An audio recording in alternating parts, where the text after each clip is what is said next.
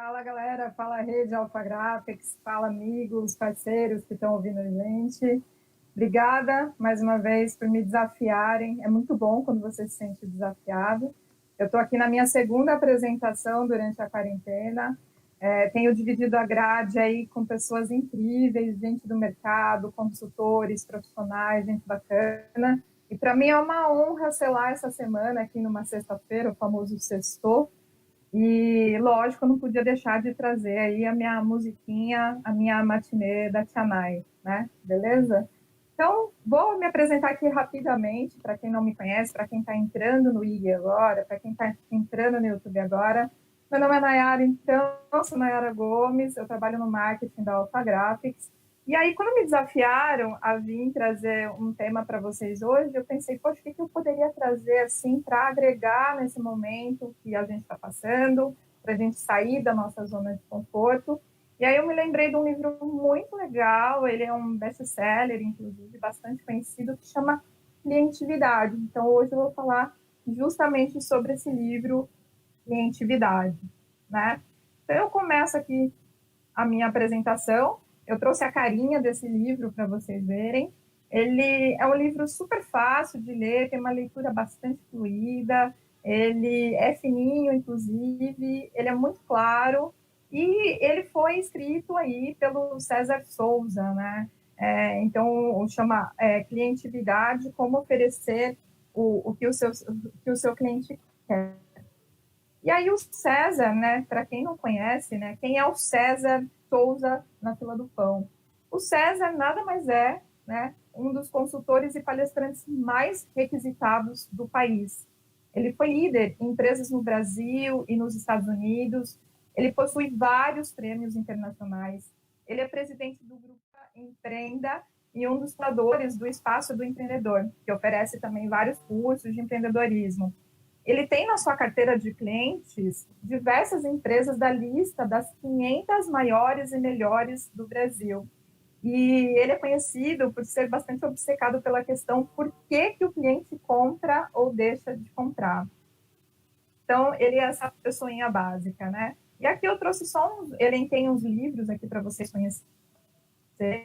Ele tem outros bestes também. E aí, bom, ele tem o Você é do Tamanho dos Seus Sonhos, Você Merece uma Segunda Chance, Cartas a um jovem Líder, Você é o Líder da Sua Vida, Anel Empresa e Super Dicas para Conquistar Clientes. Ele é bastante conhecido pelo Você é do Tamanho dos Seus Sonhos, né? Então, ele é um autor bastante aclamado aí, que fala bastante de negócios.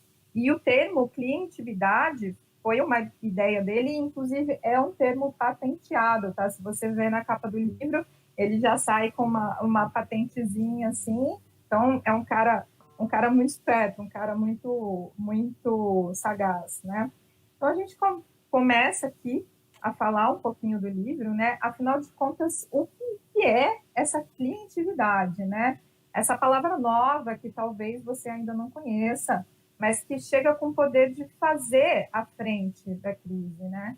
O livro, ele começa com a história de um fundador de empresa que ele saiu em lua de mel com a sua esposa, ele transtornado com os péssimos atendimentos que ele recebeu na sua viagem, ele marcou uma reunião com dois dos seus gerentes para passar tudo o que aconteceu de errado nessa lua de mel, o péssimo atendimento que ele teve em vários momentos. E aí surgiu nessa reunião com esses dois gerentes dele a máxima que o cliente é muito importante para ficar nas mãos apenas do pessoal de vendas, marketing e atendimento. E aí, nessa reunião, né, várias cabeças pensando junto, ele tratou de encomendar uma pesquisa aos seus funcionários sobre como andava a satisfação dos clientes e como eles agiam diante dos funcionários. Então, ele chamou isso de clientômetro, que é uma espécie de termômetro, né? Lógico, que a gente coloca debaixo do braço, só que dessa vez do cliente, para sentir a temperatura dele. E aí, bom, não já usando o termo clientividade, ele lança o termo clientômetro, né? Então, pessoa muito cheia de ideia, né? Seguindo aqui, um dado bacana dessa pesquisa é que o responsável pelo marketing ele trouxe uma informação bastante interessante. Ele disse que havia lido em algum lugar os resultados de um estudo realizado nos Estados Unidos, dizendo que são necessárias 12 experiências positivas para que o cliente possa relevar uma experiência desagradável com uma marca. Depois de ele receber os resultados, ele ficou extremamente assustado com a insatisfação da maioria dos clientes, mas como com um limão se faz uma limonada, ou me permitem o sextou com um abacaxi, você faz uma pina colada, Marcelo, fica a dica. Mas disse que ele percebia nisso tudo, uma enorme oportunidade. E aí, ele veio, né, elencando afazeres imediatos que a gente devia fazer em torno do cliente. Quando a gente sente alguma certa dificuldade, que tipo de ação imediata que a gente deveria tomar. E aí, ele fala primeiro que a gente precisa deixar de vender produtos e serviços e passar a vender soluções integradas. Na sequência, ele fala que a gente precisa deixar de pensar apenas de dentro para fora, focados unicamente na nossa estrutura, nas normas internas, e a gente tem que passar a pensar também dentro de fora para dentro. Ele segue dizendo que a gente precisa aprender a respirar o cliente. Respirar o cliente é uma coisa que ele fala muito nesse livro, é um termo bastante inusitado, ele chega até a ser engraçado, né? Porque você fala, poxa, mas como assim, né? Como é que eu devo respirar o cliente? E ele acredita que assim ele passa a fazer parte do nosso DNA, nossas ações no dia a dia. Então você começa a respirar ele todos os dias. E aí, por fim, ele diz que a gente precisa fazer uma verdadeira revolução do nosso modelo mental. A gente tem que eliminar as ideias e dogmas ultrapassados e implantar uma cultura da criatividade dentro da nossa empresa. Mais para frente, ele até vai falar um pouquinho mais sobre essa questão de respirar o cliente. E daí, né, elencando isso, ele vem, é daí que surge o conceito criatividade, que ele resolveu explicar numa convenção. E ele nomeou, né, ele fez uma convenção temática simplesmente com o tema cliente é responsabilidade de todos, do porteiro ao presidente. E aí ele vai explicar o conceito de clientividade nessa convenção. Ele resolveu dividir o termo, o conceito, em 5 partes. E é exatamente essas 5 partes que eu quero trazer aqui para vocês, de uma forma bastante resumida e mais clara possível. Primeiro, na primeira parte, ele quer falar sobre o princípio da clientividade, que é a arte de falar a mesma linguagem do cliente. Em segundo, ele traz quem é o cliente, para a gente entender um pouquinho mais do perfil do nosso consumidor. Em terceiro, ele fala o que os clientes compram, vezes o que as empresas querem vender. Em quarto, ele traz como praticar a clientividade em todos os níveis. Em quinto, ele fala finalmente, sobre respirar esse cliente. A partir daí, o livro chega a ser uma transcrição desse evento e vai explicando todas essas partes. Para mim, né, quando eu li esse livro, ele vem com uma aula gigantesca, ele traz, de fato, o que é fazer a gestão do seu cliente dentro da sua casa, dentro da sua empresa, né? E aí o primeiro conceito, a primeira parte que ele traz, é justamente o princípio da clientividade, a arte de falar a mesma linguagem do cliente. O livro, ele fala sobre o que normalmente a gente faz para representar uma empresa. Geralmente a gente cria um organograma com funções divididas por hierarquia. Mas isso ele traz que a gente ignora completamente o personagem principal de uma empresa, que é justamente o cliente. Então, ele diz que a gente precisa mais de clientogramas do que de organogramas. E aí, esse conceito de clientividade, né, criado de propósito mesmo, né, a partir de uma palavra que não existia, ele veio para provocar um descondicionamento daqueles pensamentos e práticas ultrapassadas. daquela era industrial, da qual a gente dessas ideias, que já não se aplicam mais e enfatizam os concorrentes e os produtos. Então, esse termo criatividade, ele trouxe justamente de propósito, né? Bom, mas daí vem a pergunta, né? Você pode estar se perguntando agora, eu me perguntei isso quando eu li o livro, mas qual é a novidade, já que toda empresa deveria estar voltada para o cliente? E aí, na teoria, a gente entende que não, mas na prática é. Um estudo realizado com 1.065 executivos e dirigentes das maiores empresas brasileiras comprovou essa percepção e apontou três principais desafios. O primeiro, de construir uma cultura em que todos os colaboradores e parceiros da empresa estejam voltados para o cliente, daí que ele fala que o cliente deve ser atendido do porteiro até o presidente, né? E isso foi uma citação de 58% dos entrevistados. Depois, ele traz também, dentro da pesquisa, entender com maior profundidade as necessidades e desejos dos clientes. E isso, dentro da pesquisa, foi avaliado com 39%. E aí, por fim, gerar mais valor para os clientes em aumentar os custos, em 32%. Então, essa pesquisa serviu aí como um norte, né, nessa conversa que eles tiveram, para entender o que podia fazer de imediato e que caminho adotar. Bom, pensando no novo contexto, a gente precisa trazer o cliente para o centro da vida empresarial, que significa entender melhor o que o cliente diz e o que nem chega a ser dito e comunicar de forma que ele nos entenda.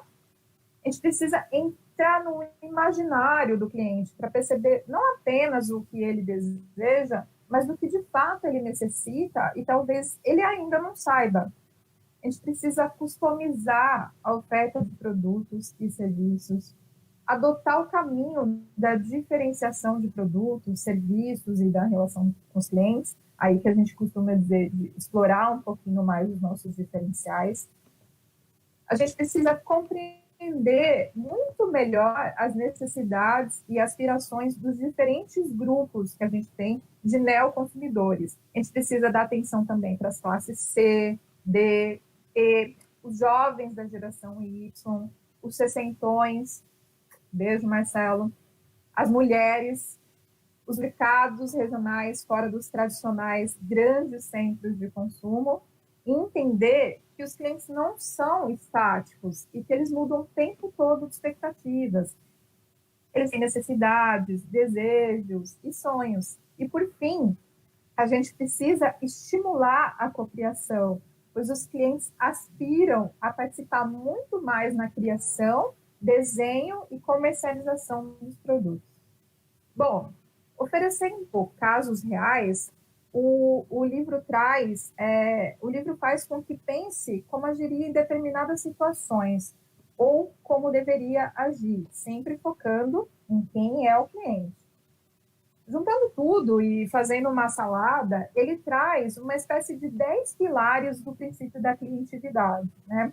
Primeiro, que os clientes não compram produtos, eles compram a realização de sonhos, gente.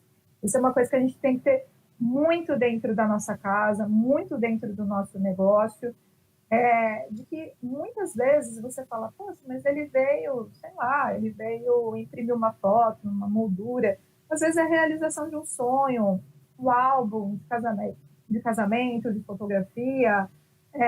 Poxa, a gente não sabe com quem que a gente está lidando, né? A gente não sabe quais são os sonhos das pessoas. E isso é um dos principais pilares que ele traz aqui.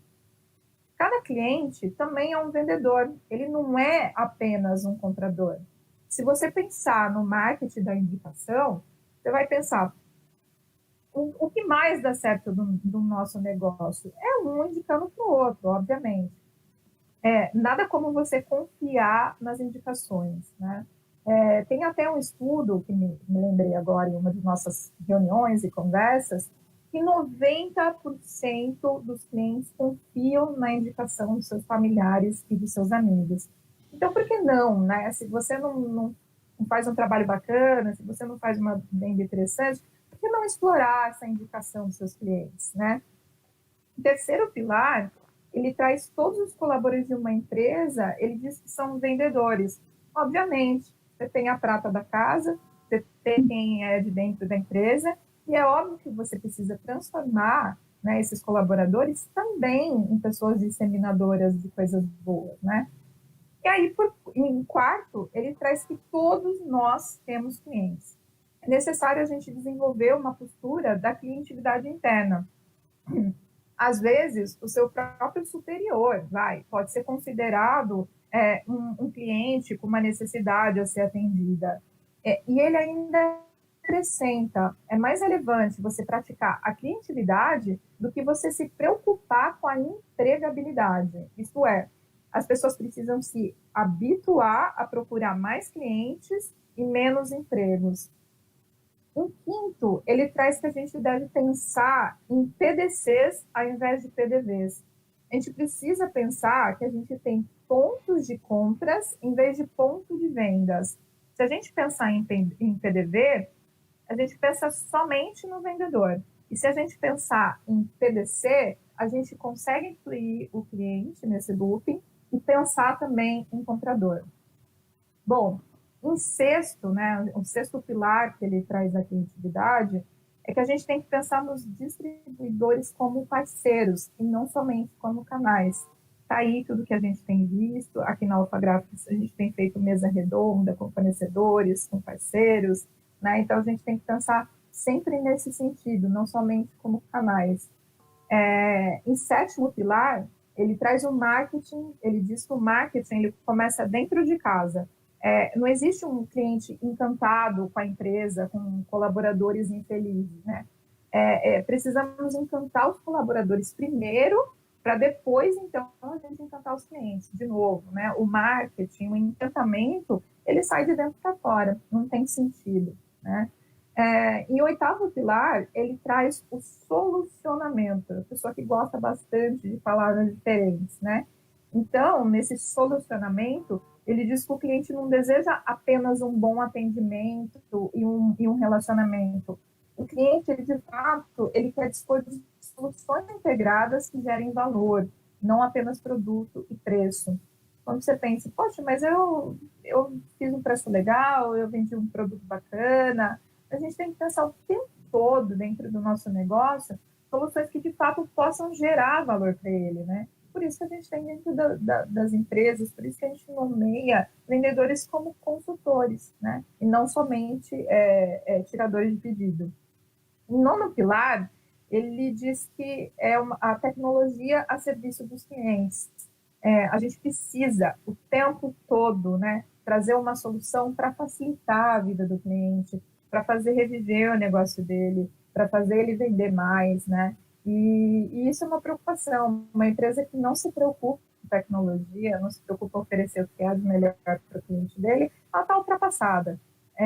E aí, em décimo pilar, finalmente, ele traz que todos na empresa, aí de novo ele reforça o conceito do porteiro ao presidente, são responsáveis pelo relacionamento com os clientes.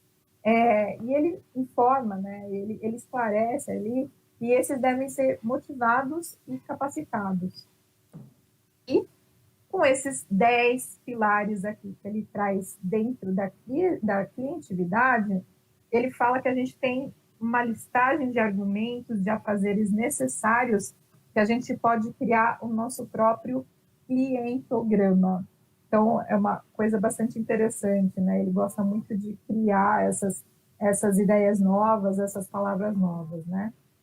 E aí ele traz, simplesmente, algumas ideias mortas que a gente pode e deve sepultar. Sabe aquelas ideias, aquilo que você escuta de várias pessoas por aí, de várias empresas que acham que são a última bolacha do pacote? E aí você pensa, poxa, essa pessoa está ultrapassada, essa empresa está ultrapassada. Então, quando você escutar e o cliente é tudo igual, que ele quer sempre mais por menos, ele está errado, está ultrapassado. Cada cliente é único e merece um tratamento adequado, cada cliente é diferenciado. Quando você escuta, conheço os clientes como a palma da minha mão, vocês têm que lembrar que os clientes eles não são estáticos, eles mudam o tempo todo. Quando você escutar, quanto maior a base de clientes, melhor. A gente tem que lembrar que quantidade não é tudo, né? A gente tem que lembrar que é importante a gente ter o qualitativo do que o quantitativo. Muito cuidado com base fria, com base que você não conhece, em tentar estreitar relacionamento de uma pessoa que não te autorizou. Então, a gente tem que tomar bastante cuidado com isso. E, por fim, né, ele traz que o produto de qualidade é o que ganha o jogo. Quando uma pessoa fala isso, é estranho você escutar isso, porque é basicamente uma obrigação. O seu diferencial ele vai ser o serviço, o pós-venda, o atendimento eficaz, o comprometimento e o relacionamento adequado, né? Isso, quando você fala nesse sentido, quando você fala sobre produto de qualidade é o que ganha o jogo, isso de fato ter produto de qualidade é uma obrigação. Ser pioneiro no lançamento de um produto ou serviço é garantia de sucesso. Muito cuidado quando você diz isso, porque não existe uma evidência que prove isso. Muitas vezes você ser pioneiro em alguma coisa quer dizer que você ainda está em teste, você está testando, você está ajustando. Não quer dizer que é uma garantia de sucesso. Pode dar errado também, não existe essa evidência, né? Quando você escuta que o maior concorrente de uma empresa é quem fabrica os mesmos produtos ou presta os mesmos serviços, essa é a máxima, é o que mais a gente tem ouvido ultimamente, né? É mais fácil você culpar o concorrente pelo nosso insucesso no negócio. Agora, então, é mais fácil você culpar o Covid-19, né? Se o seu negócio deu errado, se o seu negócio não foi para frente, você não soube fazer o seu pão no YouTube, é tudo por conta do Covid agora, né? E na realidade, o maior adversário ele está quase sempre dentro da própria casa. Falta de clareza, de direcionamento, estrutura inadequada, falta de integração entre as áreas, atitudes e práticas equivocadas sobre os clientes, as pessoas e os parceiros. Então, muito cuidado de novo quando você fala que o maior concorrente de uma empresa é quem fabrica os mesmos produtos, né? Às vezes o concorrente está até mesmo dentro de você, dentro do seu negócio. Quando você escuta patrimônio humano é sinônimo de quadro de funcionários da empresa, a gente tem que ter muito cuidado, né? Ele indica que a gente tenha muito cuidado com essa crença que pode ser considerada uma miopia do RH. Ele traz justamente esse termo miopia do RH, que deve se preocupar mais com a capacitação para funcionários e distribuidores e tentar transformar essas pessoas em embaixadores da marca. Então, ele quer dizer que o RH é além de um setor de patrimônio humano, né? Ele está ali para transformar, para capacitar, para atender, enfim. E aí ele segue, né, o segundo termo aqui, a segunda parte do conceito de clientividade, perguntando quem é o cliente. E ele diz que todos nós somos clientes, todos temos clientes, né? O livro mostra que hoje em dia não basta a gente apenas ser gentil, educado, cortês para o cliente comprar. É claro que isso é o mínimo, né? Só que isso já não basta mais. Os comentários e reclamações dos clientes, eles trazem nas entrelinhas pedidos e críticas que a gente já não consegue mais, que a gente não consegue ouvir ou entender.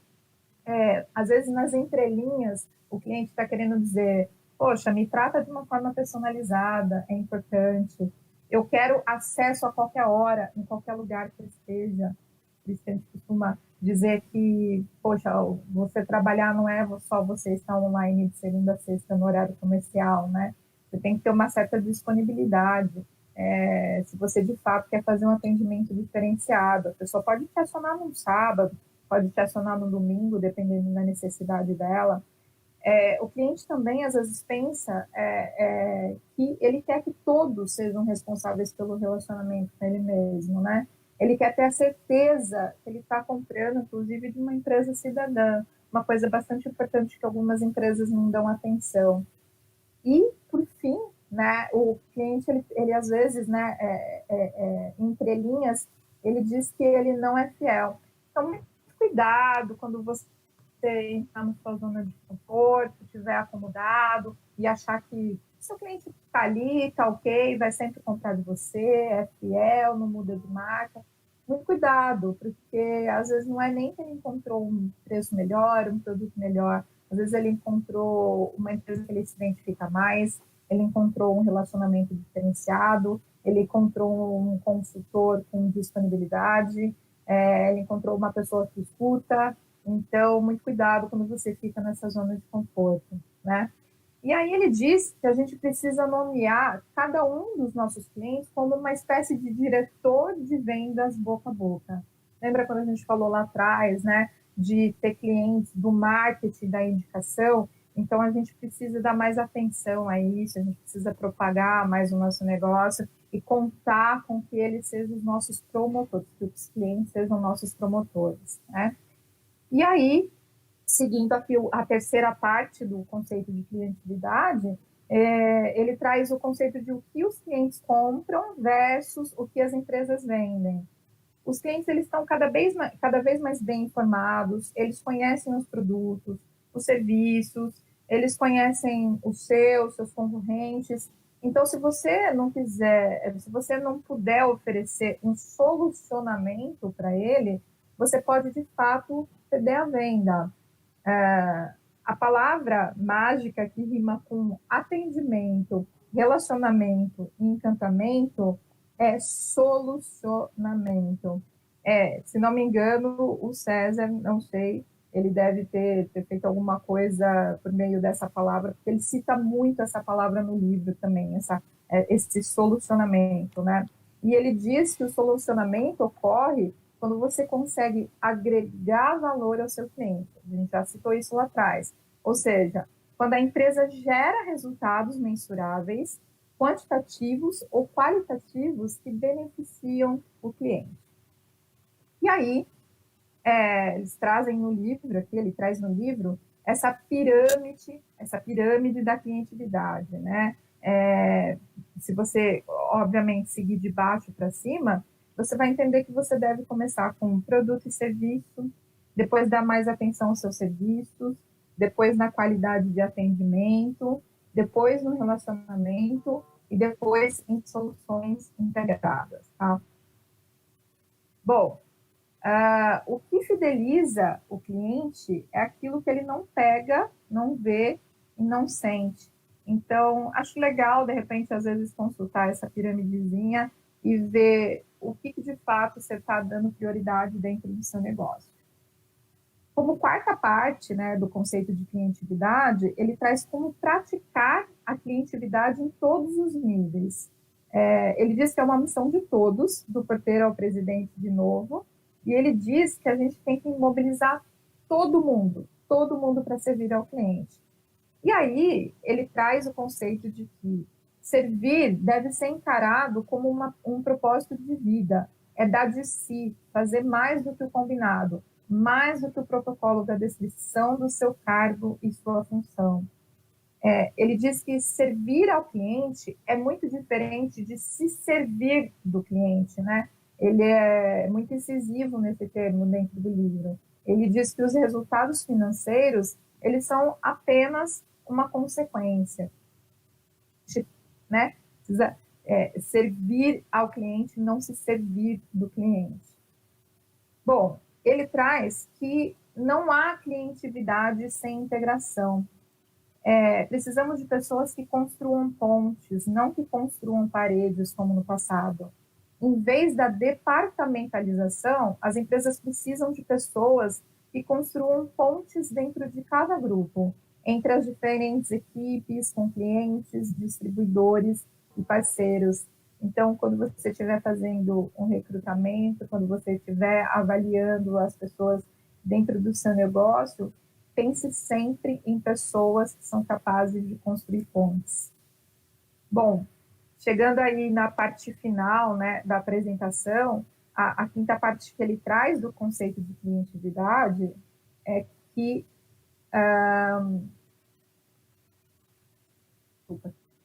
deu um probleminha. A quinta parte que ele traz é o aprendendo a respirar o cliente, né? Atitudes que fazem a diferença. Ele diz que quando a gente respira o cliente, o oxigênio passa a fazer parte da nossa corrente sanguínea. Se a gente respirar esse cliente, esse personagem passa a fazer parte do nosso DNA. E esse conceito de respirar bastante o cliente é uma coisa que ele enfatiza bastante no livro e ele fala várias vezes. Então, se você for da RH, respire seu cliente interno, respire seu parceiro, seu distribuidor.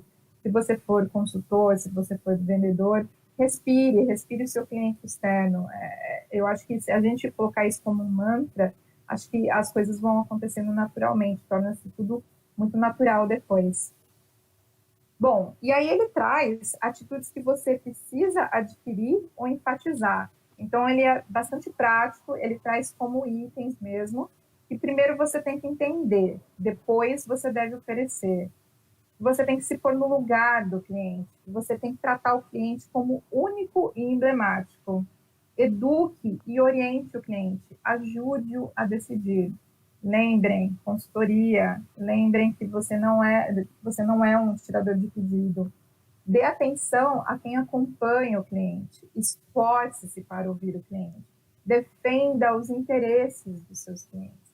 Às vezes, você tem até que brigar no bom sentido, né, dentro com o seu superior, dentro da empresa, para defender o seu cliente, para defender uma ideia, para saber se o produto dele já está sendo impresso, para saber qual é a programação de entrega, para saber por que o motoboy não foi, por que o motoboy atrasou. Então, assim, seja essa pessoa que briga, seja essa pessoa que briga pelo interesse do seu cliente.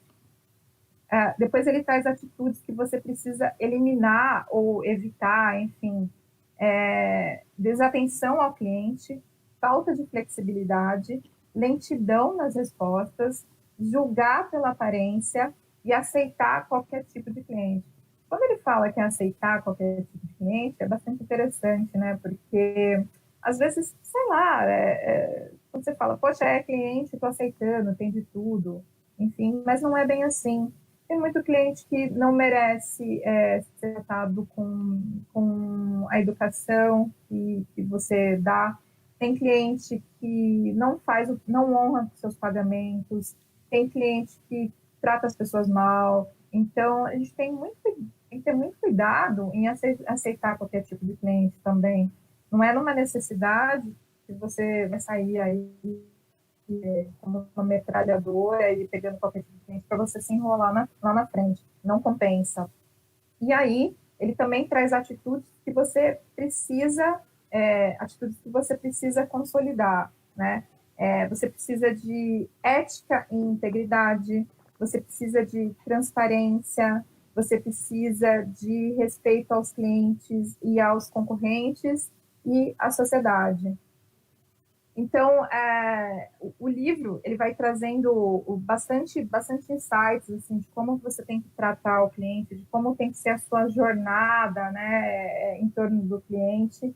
Ele traz muitos exemplos, a maioria desses pontos que eu trouxe aqui, das partes que eu trouxe aqui, ele vai falando, vai dando exemplo de coisas que ele viveu, exemplo de personagens. Então, o livro realmente assim é uma aula de cases, é uma aula de como você deve encantar o seu cliente. É bastante bacana mesmo, bastante assertivo para esse momento. E aí, por fim, eu trago aqui uma conclusão simples, né, só para a gente pensar, e que ele traz também como item importante já no final do livro dele, que ao invés de você começar o expediente, você tem que pensar que você vai entrar em cena. Pense que você vai atuar para encantar os seus clientes. A gente fala o tempo todo de como fazer ele amar a empresa, como ele ser promotor da marca, como ele ser promotor da loja, da unidade. Então, por que não a gente não vai atuar para encantar ele cada vez mais? Ele fala também para a gente preparar, né? Para a gente se preparar para respirar o cliente. Então, como eu disse, é uma coisa que ele apontou bastante no livro mesmo, que é essa questão de respirar o cliente. Então, começa a pensar o quanto é que você está respirando o cliente. não só no seu local de trabalho, durante o seu horário de trabalho, mas quanto é que você está disposto a ser um elo, a ser uma pessoa disponível. Pensa bastante, respira o cliente. E, por fim, ele deixa bastante recado, e eu deixo aqui o recado para todo mundo que está escutando, que está vendo a gente aqui, e simplesmente faça acontecer. Não seja aquela pessoa estacionada, não seja aquela pessoa acomodada, não seja a pessoa que fica esperando coisas cair do céu. Simplesmente faça acontecer. É isso, gente. Eu encerro aqui a minha apresentação de hoje. Espero que o conteúdo tenha sido claro, tenha sido fácil de analisar. Eu fico à disposição a qualquer momento por redes, fico à disposição por e-mail caso tenha alguma dúvida. E eu vou deixar o Fernando agora falar se tem alguma interação aqui agora para a gente fazer, alguma pergunta. Fê, é com você. Parabéns, Ná. Excelente conteúdo. Foi Obrigada. muito bacana. Fiz várias anotações aqui também. E realmente você trouxe pontos que a gente já falou em outras lives, né? Lives anteriores aqui, que fazem completamente sentido. A gente tem que colocar o cliente realmente, como o autor do livro fala aí, no centro, né? Cliente no centro. E a questão toda de também entender que os clientes compram realizações de sonhos. Eu adorei isso. Então, buscar entender, né, fazer um melhor entendimento da necessidade do cliente aí. Maravilhoso, muito bom. Obrigada. Imagina. Eu começo aqui com a primeira contribuição do nosso Rodrigo Abreu, e ele coloca aqui: bom dia, Ana, muito legal o tema. Gostei dos 10 pilares e da pirâmide. A pirâmide realmente é muito legal. Reforço sua provocação com uma frase que ele gosta. Enquanto o cliente final não pagou, ninguém vendeu. Vai para cima, abraça e fica com Deus. Não aceite qualquer cliente, não é mesmo? Muito bom. Realmente. Aqui no chat aqui eu tô provocando aqui o pessoal a colocar os seus comentários. Nós temos um aqui da Liliane, de Brasília, muito bacana. Gostei do termo encantar clientes. Muitas pessoas não conseguem. Parabéns pela apresentação. Legal, obrigada, Lili. O Valdir, que está sempre aqui com a gente nas nossas lives, ele coloca: aceitar todo tipo de cliente. Não gosto da ideia, mas ouvir todo tipo de cliente, aí sim. E aí sim, né, Valdir? Agora, aceitar, a gente tem que ter muito cuidado, não é? Exatamente. Eu aproveito, já divido agora aqui a apresentação com o Mike, que já está aqui a posta aqui. O Mike vai trazer mais perguntas e comentários que tiveram nas nossas outras mídias sociais. Mike, contigo, meu amigo. Boa, Fê. Bom dia, muito obrigado, que legal.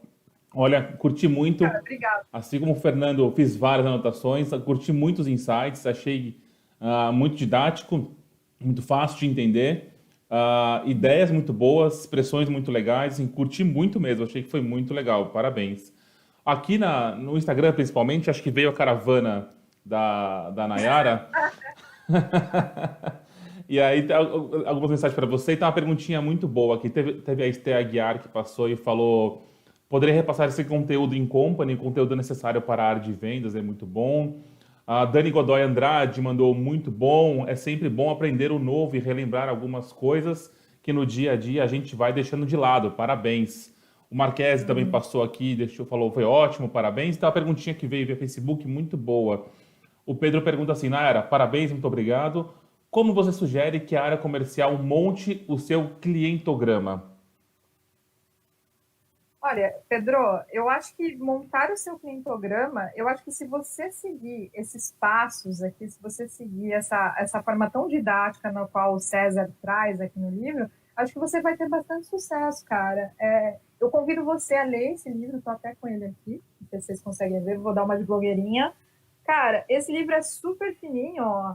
Ele é bastante didático, ele é bastante assertivo, e acho que se você seguir aí no caminho das ideias do César, o que ele traz de insights e de muita experiência que ele tem no mercado, eu acho que você já está no caminho certo. Muito bom. Fê, no YouTube, que temos mais? Boa. Deixa eu colocar aqui, então, para vocês aqui, dois comentários, né? Tem o Alexandre Nascimento, que participou aqui, ele adorou, colocou show na área, uma aula. E a Fernanda Bianchi também agradece aqui, parabéns pela apresentação, ela gostou demais, tá bom? Legal, legal. Temos mais alguma coisa, Mike? Não, Nas Fê. mídias sociais? Elogios que eu posso para Nayara. Perguntas pontuais, não mais. Bom, eu queria agradecer, então, a minha caravana. E, nossa, tem caravana de todos os lugares. Tem caravana de São Paulo, de Jundiaí, de Campinas, de Itatiba. Então, Campinas e região, em peso. Região, não é? É todo mundo que está aí, todo mundo que apareceu. Obrigado, só não vai ter aviãozinho. Né? Legal. Obrigado a todos aí. Obrigado, Ná. Obrigado, Mike. Tamo junto. Obrigada, gente. Um abraço.